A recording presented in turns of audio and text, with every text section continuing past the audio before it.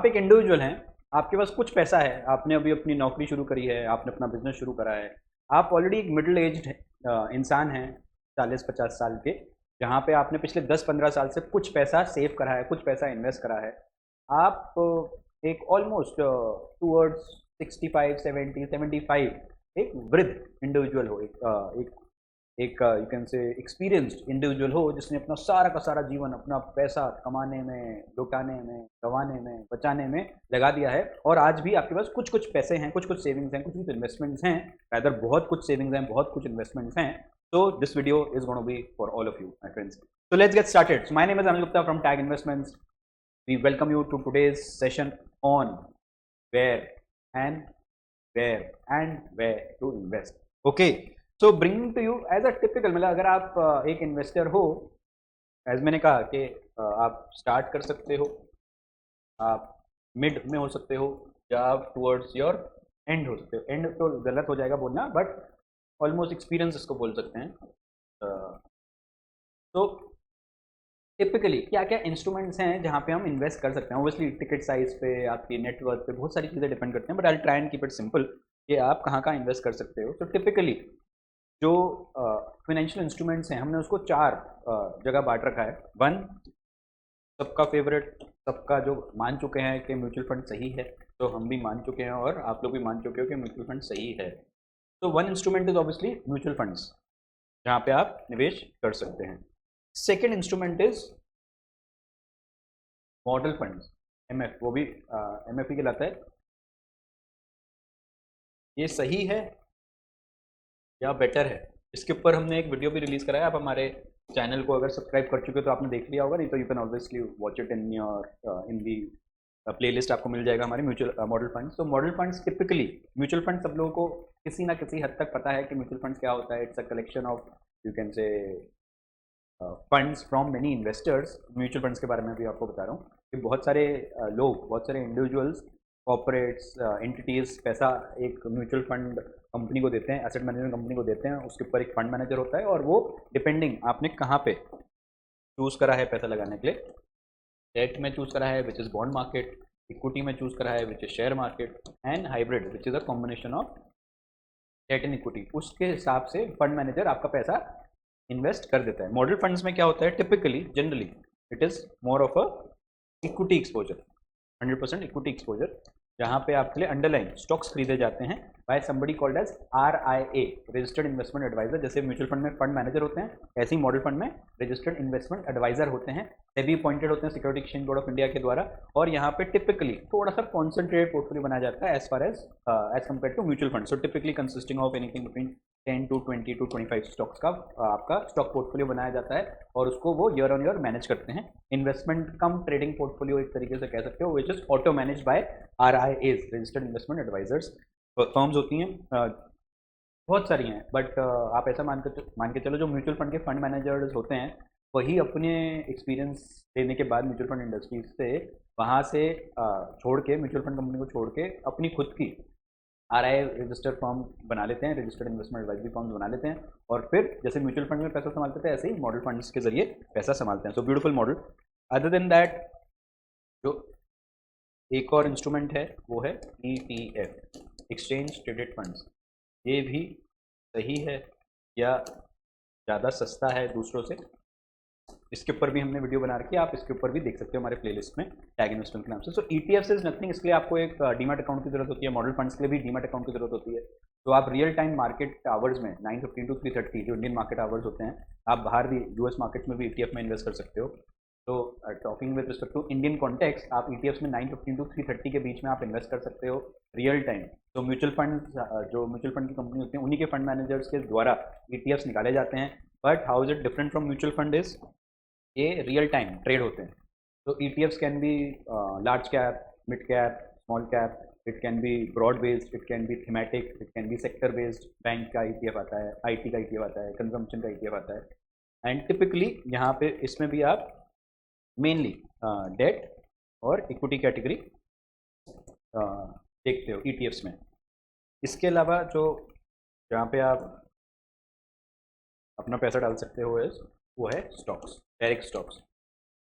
ये भी सही है, बट ज़्यादा ग्रोथ वाला है। के ऊपर भी हमने वीडियो बना रखा है, तो आप हमारे डिटेल्ड वीडियो पे आप प्लेलिस्ट में जाके देख सकते हो। तो स्टॉक्स में सबसे बड़ी दिक्कत क्या है या सबसे बड़ा चैलेंज क्या है, सबसे बड़ी अपॉर्चुनिटी क्या है कि कॉन्सेंट्रेशन रिस्क है। वो अलग बात है, आपने अपने पोर्टफोलियो में 100 200 300 स्टॉक्स भर रखे हैं, तो then it's worthless. You will have to hold you can say basket of say 10 20 30 stocks का बास्केट आपको बनाना है। उससे ज़्यादा करोगे तो कहीं ना कहीं वो इट्सेल्फ एक यू कैन से मॉडल फंड या म्यूचुअल फंड बन चुका होगा या ETF बन चुका होगा, विच मीन्स एक फंड बन चुका होगा स्टॉक्स का, तो does not make too much of sense. Might as well then it's not worth the exercise, then might as well give your money to mutual funds और मॉडल फंड्स वाले। तो stocks में basically थोड़ा सा aggressive आपको करना पड़ेगा, थोड़ा सा रिसर्च करनी पड़ती है, थोड़ी सी ड्यू डिलिजेंस करनी पड़ती है, और that can become a good growth oriented you can say portfolio for you. So these are the 4 basically retail level का। आप मान लो कि रिटेल लेवल पे अगर आप देखोगे इंडिविजुअल्स के लिए ये फर्स्ट स्टार्टिंग पॉइंट्स रह सकते हैं, अगर मैं बोलना चाहूँ तो ये।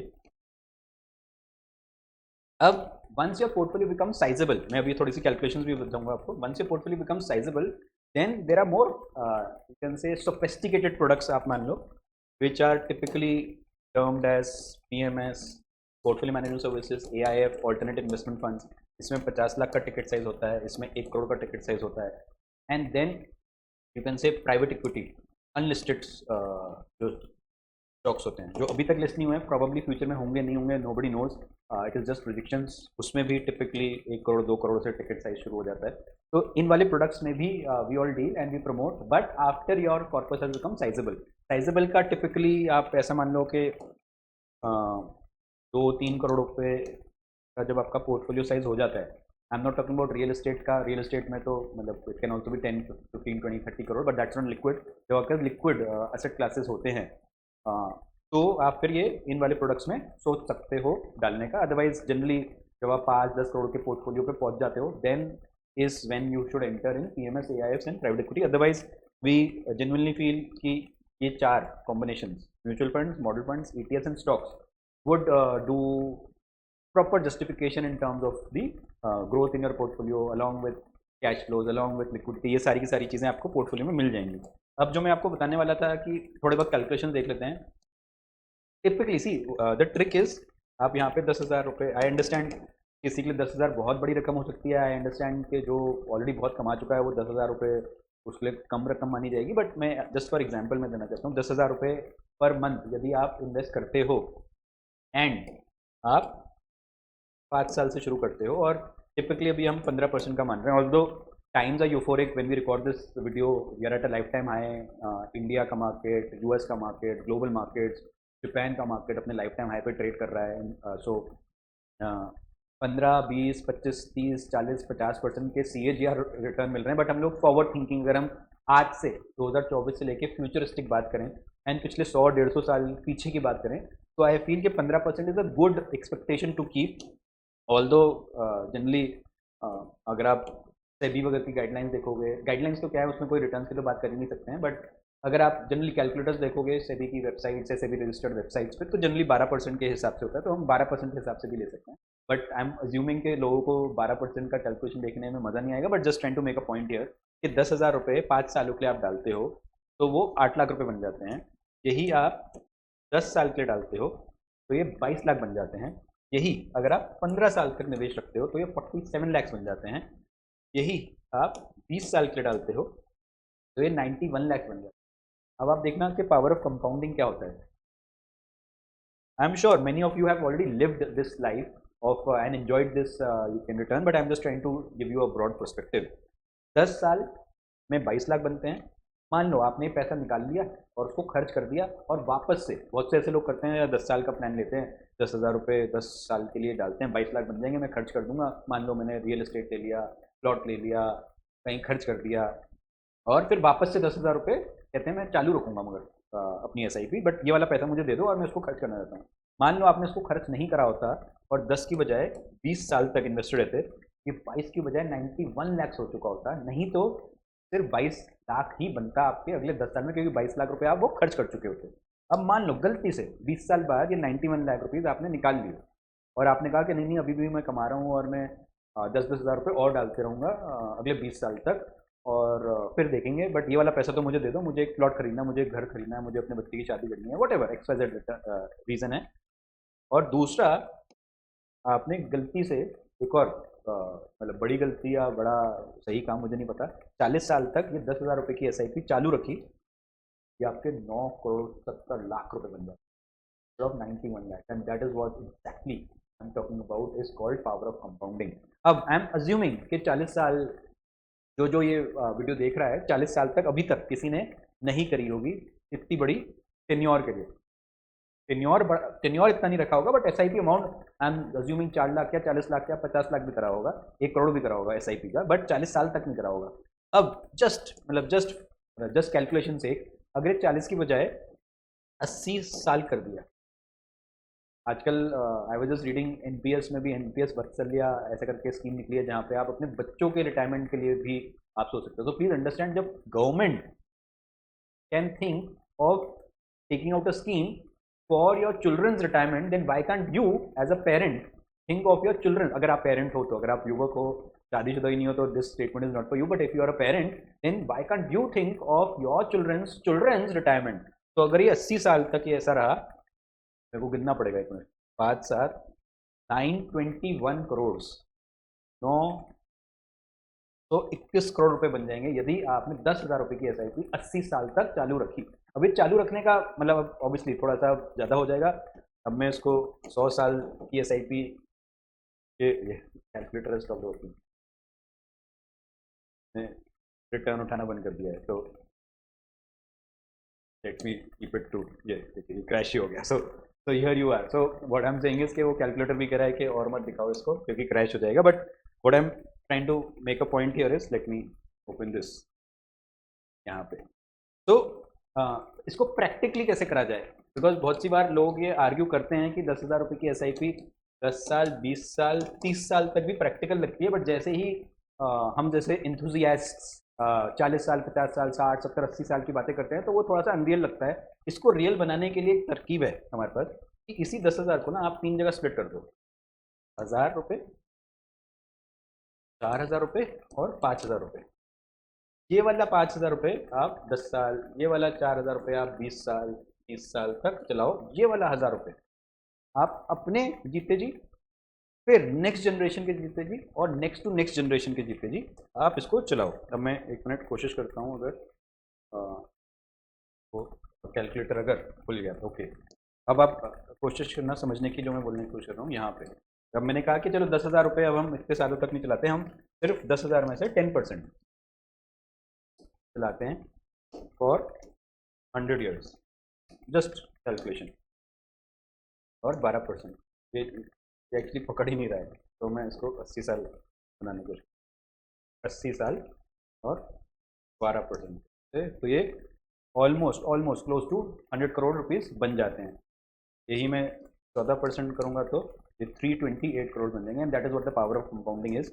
मैं इसको 60 साल जस्ट प्रैक्टिकली के, मान लीजिए किसी के घर में कोई बच्चा पैदा हुआ और उन्होंने उसकी रिटायरमेंट प्लानिंग के लिए 1,000 रुपये की SIP शुरू कर दी और 12% जो सस्टेनेबल हमारे को लगता है, तो मोटा मोटा 10 करोड़ रुपये उसको अपने रिटायरमेंट पे मिल जाएंगे। अब ऑब्वियसली वो एक फ्यूचर वैल्यू डिस्काउंटिंग वगैरह का, इन्फ्लेशन को ध्यान में रखते हुए, फ्यूचर वैल्यू कॉन्सेप्ट को ध्यान में रखते हुए, ये जो 10 करोड़ रुपये हैं, ये अगर हम डिस्काउंटिंग, मेरे हिसाब से 3% is a good discounting rate for a 60 year thing, तो ये 9 करोड़ रुपये मोटा मोटा 1.5 करोड़ रुपये रह जाएंगे। अगर इसको मैं 2% करूँगा तो ये 2 करोड़ 90 लाख रह जाएंगे। अगर इसको मैं 4% का डिस्काउंट रेट रखूँगा तो ये 90 लाख रह जाएंगे। तो अप्रॉक्सीमेटली अगर हम 3% का जो मुझे लगता है कि रखना चाहिए तो 1.5 करोड़ रुपये, तब भी 1,000 रुपये, सिर्फ 1,000 रुपये से भी आप फ्यूचर वैल्यू में भी अगर आप देखोगे जो परचेसिंग पावर रह जाएगी 10 करोड़ की फ्यूचर की, वो भी 1.5 से 2 करोड़ रुपये रह जाएगी। तो एज ए इन्वेस्टर आपको करना क्या है, आपको एक out of your lump sum money and out of your SIP money जो मंथली आप करते हो, उसमें से एक कंपोनेंट, एक 10% कंपोनेंट परपेचुअली इन्वेस्टेड रखना है, विच मीन्स कि उसको कभी भी निकालना ही नहीं है। जनरेशंस, मतलब वो कहते हैं ना एक खानदानी इन्वेस्टमेंट है मेरा, ऐसा आपको सोच बना लेनी है आज से ही। जैसे ही आप ये वीडियो देखते हो, जब भी ये वीडियो देख रहे हो, मैं 2024 में ये वीडियो बना रहा हूँ, मान लीजिए कोई 2030 में देख रहा है, कोई 2040 में देख रहा है, कोई 2050 में देख रहा है, this video is going to stay forever, and that is why we make videos, so that even when we are gone the video stay and the message stays along while we go. So I am assuming eventually all of us would be able to start or would be able to continue with 10,000 rupees of SIP, and similarly would be able to continue with 1 lakh rupees of investment in the future. तो मैं 10,000 रुपये की आपको calculation वापस से दिखाना चाहूँगा कि 10,000 रुपये का, यदि आपका बच्चा अभी 5 साल 10 साल 20 साल का है और आपने उनसे कहा कि अपने रिटायरमेंट के लिए 45 ईयर्स तक आप करो, तो वो अप्रॉक्सीमेटली 17 करोड़ रुपये हो जाएंगे। 50 सालों में वो 30 करोड़ रुपये हो जाएंगे, और 1 लाख रुपये आपने परपेचुअली इन्वेस्टेड रखा 45 ईयर्स के लिए 15% के हिसाब से, तो वो 5 करोड़ रुपये हो जाएंगे। That's the power of compounding. And rest of the money जो 90% हम कह रहे हैं यहाँ पे,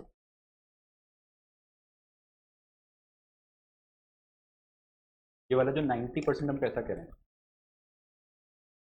ये वाला पैसा आप अपने short term, mid term and long term के लिए रख सकते हो।